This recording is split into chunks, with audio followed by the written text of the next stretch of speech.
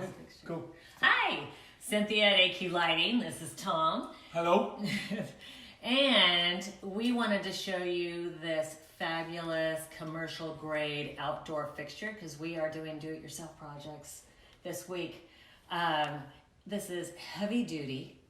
And what I love about this particular one is you, just on the side here, you can turn it from 400 lumens all the way as bright as 1400 lumens, which Tom's going to demonstrate in the bedroom here. I just wanted to let you know how easy it was to do.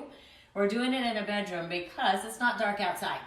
So we're going to try it inside so you can visually get the impact on how much control you have within one fixture. So this fixture is a full flood. It's an integrated fixture. Flood only, about 180 degree flood.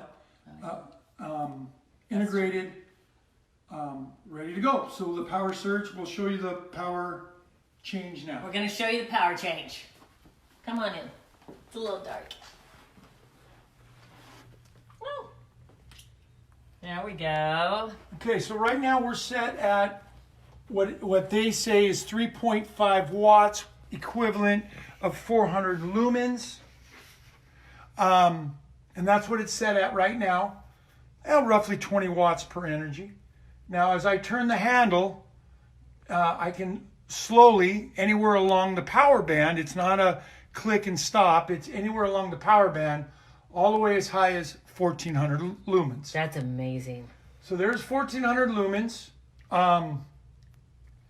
Like I said, anywhere, anytime, it's not set. Oh, that's true. So different seasons. If you need more light, you can turn it up. If you need less light, if the objects are further away, you would want to turn it up. All right. Yep. And the other nice part about this, one floodlight can go anywhere.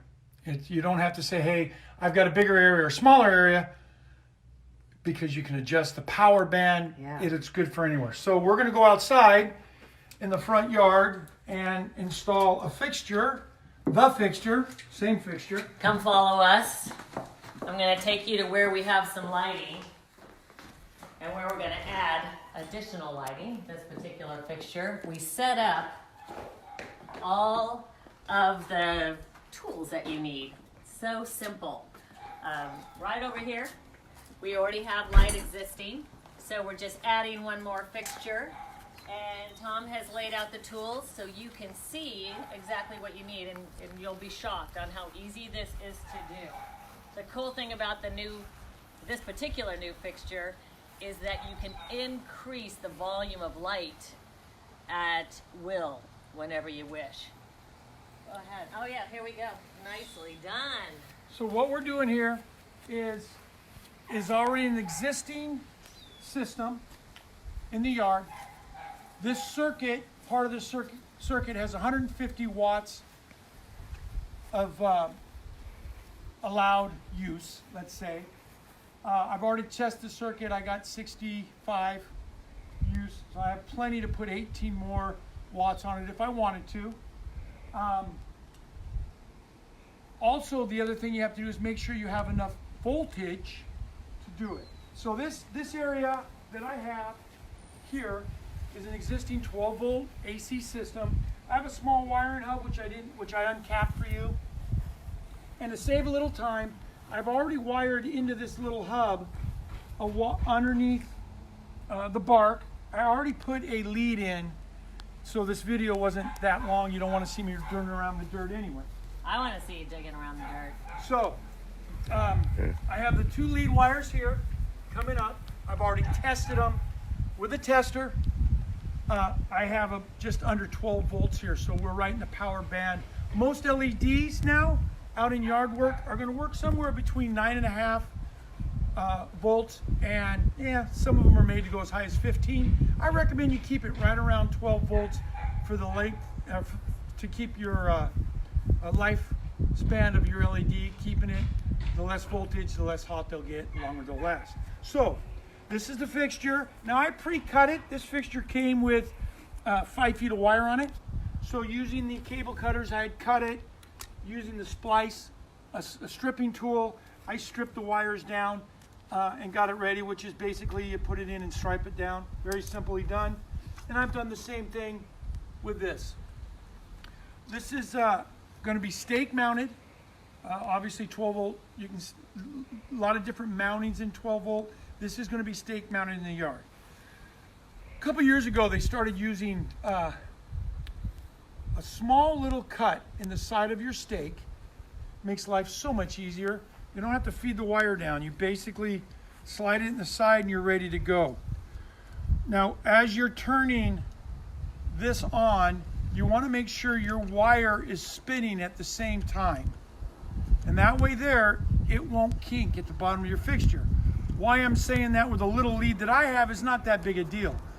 But if you guys were going back 4.5 feet to the next fixture and you could use this 5-foot wire, it would be a big deal. You'd start kinking up because you have 5 feet to spin. That's it. We're ready to go. What I've done here now is I've taken a pretty soft area. It's a mulch garden. I don't have a real tough area, so I don't need to pound the stake in. What I do recommend is you set it up tight and you'll know which way to face that stake. If you do have to pound it in, then you can unscrew it, put it in place, put a brass cap on top and pound it into place. If it's tough, rough, very hard surface. Mine's real easy. So I don't have to take it off. I can literally put mine in just by hand. And that's it. And we're ready to go. Now, there is an adjustment on the side of this for up and down. Oh, yeah. I have loosened it up so I can make sure I'm above my wall when I'm installed. Now, all we need to do, the other recommended thing is I recommend silicone in your wire nuts. So, take the wire nut, fill it with silicone, put your top back on so you don't waste the tube of silicone. Then you take, being an AC system now, 12 volts, AC, you don't have to worry about polarity. You don't have to worry about a common and a neutral, negative or positive. It's AC, so it's universal. So you just take one from both sides, cross them, twist them, then through the silicone, which will, by going through the silicone, you've coated the wires and keep wire weather out of them. Then you have the second wire. Now, and you twist them together, again through the silicone. Now you can or cannot, it's up to you, put black tape on this to slow down moisture getting in it. But because the silicone, it's not that necessary. That's a personal preference. I dug a little hole behind the fixture so I could put these down and run on top of it. Put my bark into place.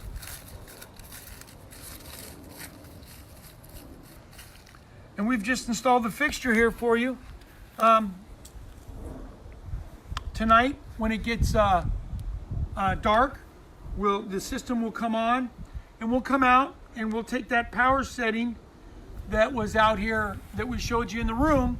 We'll take the power setting and we will adjust it for the distance. We have a shrub here, side of a yard, and we're going to light up these berries and light up the shrubbery at night now, so it's just not all dark.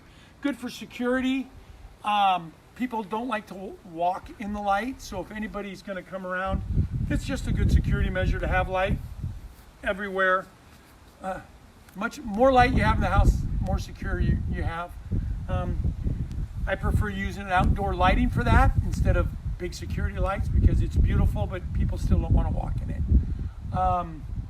I think that does it for this install. Nice job. It's beautiful. Close it up. Beautiful. Okay, stay with us. Each day we are going to have a new light fixture to install. So look forward to seeing you then. See you at 1. See you at 1. Bye.